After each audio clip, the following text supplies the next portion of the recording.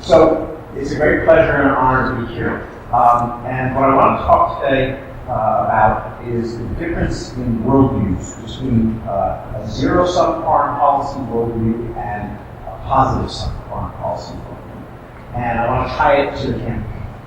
Essentially, this campaign, presidential campaign this year, has been far more about personalities than it's been about policies. Everyone knows that this involves lots of campaigns and kind of RRI. And even when it comes to issues, Trump's views on many of the issues have changed dramatically over the course of the campaign. He said several different things, so it's really hard to pin down what exactly he would do if he were elected.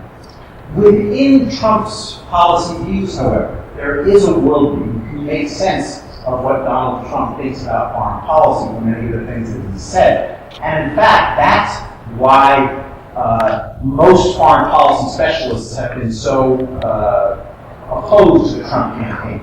Even among many of the different groups that have been opposed to Trump, the foreign policy community, Republican as well as Democrat, has been particularly opposed and has come en masse pretty much over to Hillary's side because they detect in what Trump is saying a radically different worldview from that which has governed American foreign policy for the last 70 years or so. What is this? Well, actually, for one of the first times, people's slogans really matter. Trump has used America first as his one of his key campaign slogans for foreign policy, and Clinton has used the notion of stronger together as one of hers. And this actually gets to something really significant. So, what Trump thinks about the world is basically that everything is about winning. He's talked about winning conflict. He sees the world as a struggle, as a zero-sum game in which essentially the United States is in competition with other countries, and everything is judged based on relative gains. How are we doing versus somebody else? If it's a trade deal, who gets the better deal, us or them? If it's an alliance, who's paying more, who's getting more from it? And so his promises have been essentially that we will do better under Trump because he will negotiate better terms, he will beat the other people, he will get more out of each relationship. And this actually is a coherent worldview. It's a worldview in which the main actors in the world are states, and they're all in competition with each other, and there's kind of a fixed pool of resources or rewards, and it's all about who's getting them, and who's getting more, and who's winning, and who's losing. If you think of a game of poker, everybody starts with a certain amount of money, they ante up, somebody wins, somebody loses. At the end of the day, the rewards, the chips are redistributed, and that's that. And so for Trump, that's how foreign policy or trade policy or alliances work. And so what he has basically been saying is, I am going to prioritize a policy in which we win relative to other countries. And we get better trade deals in which we do better. And if anybody does something at our expense, we're kind of being played for a sucker. And he's basically said this about a lot of different kind of things. It's called the question of the NATO alliance. And he says, why should we pay for other people to defend them and they're not paying enough? He's talked about other countries getting nuclear weapons and doesn't see why we should extend our deterrence to protect other countries such as Japan and South Korea. And so it's all about a zero-sum mentality. And his use of the term America first is meant to highlight this. He wants a deal in which America, the United States, does better. Our interests come first over other countries' interests.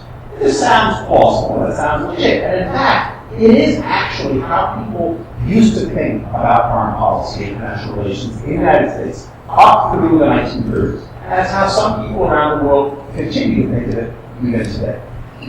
However, it's precisely because that worldview led to disaster in the 1930s that the mainstream American foreign policy establishment today has a very different set of views.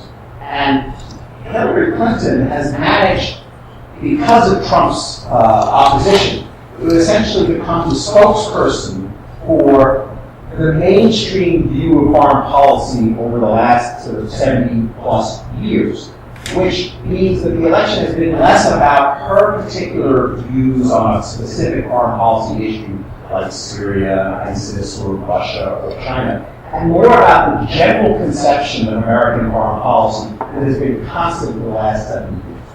So what do I mean by this? What are the alternatives? In the 1930s, two big things happened. The first is that capitalism went into a giant crisis, the Great Depression.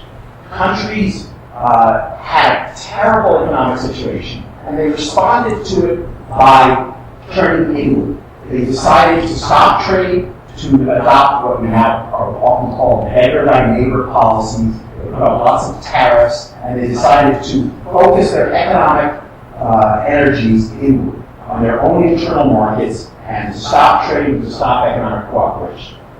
This crisis not only was a terrible economic disaster with unemployment and poverty spreading dramatically, but the reaction to it, everybody looked out for their own interests first, meant that the crisis deepened and worsened. And individual countries that turned inward and erected barriers to trade and sort of like stopped the globalization of the previous several decades actually did worse. So the first thing was that uncoordinated, self-interested action in the economic sphere made the downturn worse, which made people realize that may not be the right way to go. The second thing was that the economic crisis in a lot of countries made the existing political systems, particularly democratic political systems, look really bad. And in countries in economic crisis, aggressive new regimes, dictators, tyrannies, sprang up in places like Germany, Italy, other countries, other countries, in which the leaders basically said, we can solve these economic problems, we can do dramatically great things if you just pick up your feet in position and let us take control. And the result was a rise of aggressive regimes that were not just nasty regimes internally, but that were had aggressive designs and conquests on their neighbors in the world at large. This ultimately is what led to the Second World War, because the democracies, countries like the United States, Britain, France, and others, essentially played a sort of game of pass the buck, of hot potato. No one wanted to coordinate, and everybody tried to make their own separate deals. A good example of this, a classic example, is Munich, in which the United Kingdom essentially sold out Czechoslovakia rather than have a fight against Hitler in 1938. But more generally, nobody wanted to take on the burden of responding to the Nazis, or the Japanese in China, and others alone. And so they passed the buck, and the result was the bad guys got a head start and moved forward with attacking the war. This ultimately to World War II. And two things happened in Washington and Allied capitals. The first is, once you're in the war, everybody realizes you have to beat up the Nazis, you have to beat up the Axis, you have to stop the enemy first. But the second thing to think about is, how can we have a system that doesn't replicate the dilemmas of the pre-war era in the post-war world? How can we create a new foreign policy, a new world order that doesn't end up in economic disaster and rampant aggression? And they decide, therefore, that the key mistake of the 1930s was this sort of self-interested behavior. First in the economic sphere, which meant that the downturn was met with internal concentration of effort economically, which made things worse rather than better. And second, the pass the buck game on foreign policy, in which each individual country looked out for its own interests and didn't band together and try to pass the buck rather than deal with problems. So they say, well, how about if we reverse these instincts in two ways? How about if we cooperate economically, and how about if we cooperate on foreign policy? And this sort of sea change gets enshrined in post-war American foreign policy, in which the people in Washington and Allied capitals decided we are going to create a new kind of foreign policy to put the world on a safer, steadier, more prosperous, and secure track after that. So the first thing they do is, you know what, they say we're going to have economic policies that are applied to the entire community of like-minded nations that want to participate. You're going to have fair trade, you're going to have coordinated economic policies. We're not going to basically try to protect ourselves at the expense of our best friends. The second thing is they say we're going to have a cooperative foreign policy in which we help defend each other and help attack the bad guys together cooperatively rather than trying to pass the law. These basic notions reverse the self-interested ideology that had previously governed international relations among almost all great powers. So what happens? You have the formation of a whole variety of institutions. Universal institutions like the United Nations and Bretton Woods institutions which govern the entire globe where everybody can participate, but also after you get to start the Cold War, sort of narrower policies like NATO, an alliance with the United States and Western Europe, the Marshall Plan, aid in which the United States sends money over to the devastated European countries to help them get back on their feet. These policies are notable because they weren't designed to produce immediate, short-term positive gains to the United States.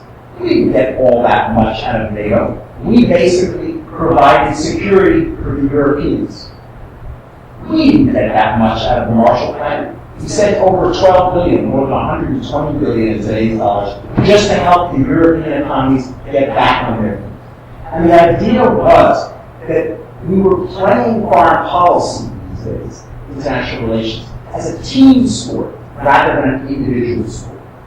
So rather than think of European economic growth in the post-war era as something that hurt us, we thought that, gee, if they can recover, not only will they be more secure and stable politically, but we can trade with them, we can cooperate with them, and capitalism is a positive sum game at the end of the day. If you have a bake sale, you make money, you basically produce whatever you're going to produce, you sell it, people buy it voluntarily, and there's enough profit at the end that you can fund whatever activity you want to fund. But in general, capitalism works that way. It's a positive sum game of individual actions, voluntary trades, which produce a surplus. Now, how that surplus gets divided is an interesting question. I'm not suggesting that it always works out to benefit everybody that equally, but it operates in a positive way. That's why trade policies actually work to grow the pie. It's not just about divvying up an existing pie. It's about trying to create a larger pie so that in theory, there's more pie available to distribute. The question of who gets the different shares of pie and how many shares they get is one thing. But the idea of pooling resources together to create a larger pie in the first place, in theory, allows the possibility of greater benefits for everybody that can be shared and produce positive sum gains, more than just what people brought to the table originally. These policies basically worked very well. The United States offered to protect Europe and continues to do so. Right? There's something called an Article 5 security guarantee in NATO. It means every country pledges to come to the aid of another country in the alliance if it's attacked. Now, on the one hand, we don't really care that much if, let's say, the Baltic countries were to come to our aid, because we're much stronger than they are. But our guarantee to come to the aid of the Baltic countries if they're attacked is what gives them the security to live as part of the NATO community and keeps everything calm and steady. We've supplied this kind of guarantee for European security ever since the founding of NATO, back in the late 1940s. This is the kind of thing that Donald Trump has called into question when he said, gee, the Europeans haven't contributed their fair share of defense expenditures for NATO, so maybe we don't really want to pay for their security, or maybe we won't live up to our end of the bargain providing security. The idea is a kind of contractual one. And on the surface, it makes some sense. If you see NATO as simply the Europeans renting our military forces in return for payment, then a Trumpian view makes some sense. If you see trade as simply the divvying up of an existing pool of money, of resources, then a Trumpian view, hey, how much am I getting out of this? makes some sense. But if you understand the logic of a positive sum game, if you understand the logic of trade, that it creates a larger pie, if you understand the logic of something like democratic peace, in which democracies actually do better when they cooperate with each other and don't have to go to war, then your security and somebody else's security doesn't become a zero-sum game in which you're at odds with each other, but you can both benefit, and in fact, larger groups can benefit. So the American-sponsored liberal international order, which consists of a series of rule-based agreements in which the people who take part all agree to play by the rules, all agree to benefit from the overarching positive goods that are generated, is the essence of what American foreign policy has been about ever since the end of World War II.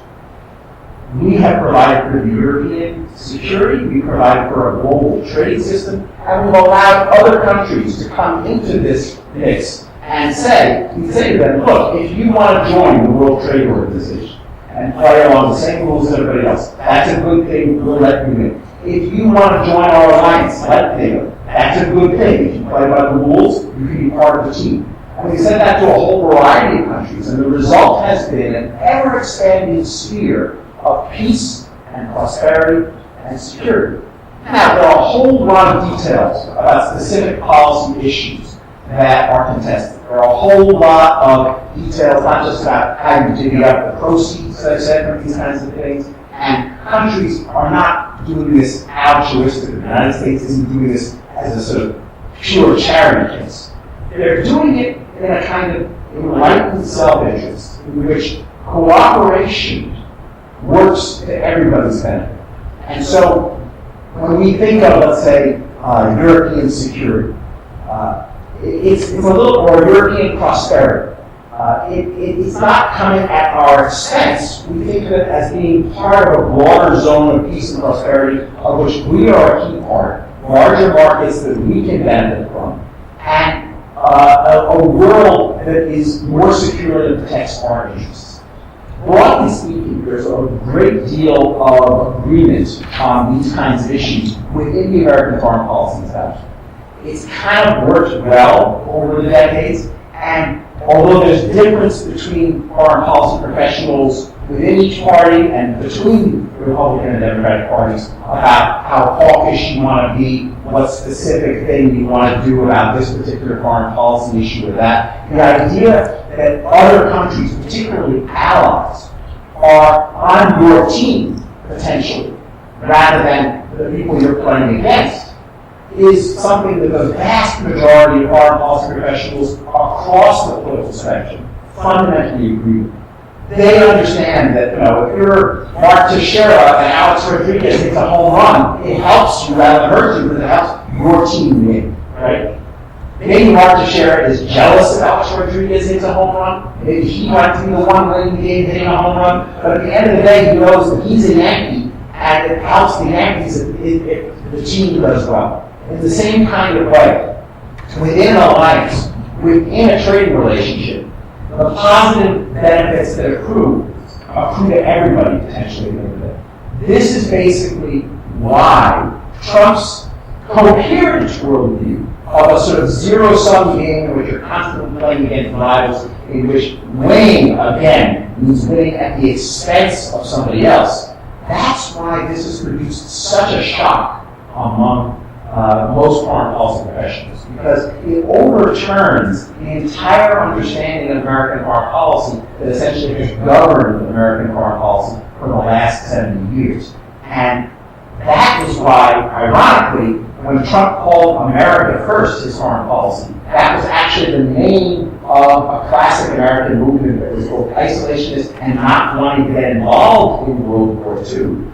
And so it's kind of apt that that's the name that he chose, because Trump's foreign policies represent the return to a world of sort of dog-eat-dog world. One that does exist against enemies, but that doesn't exist against friends.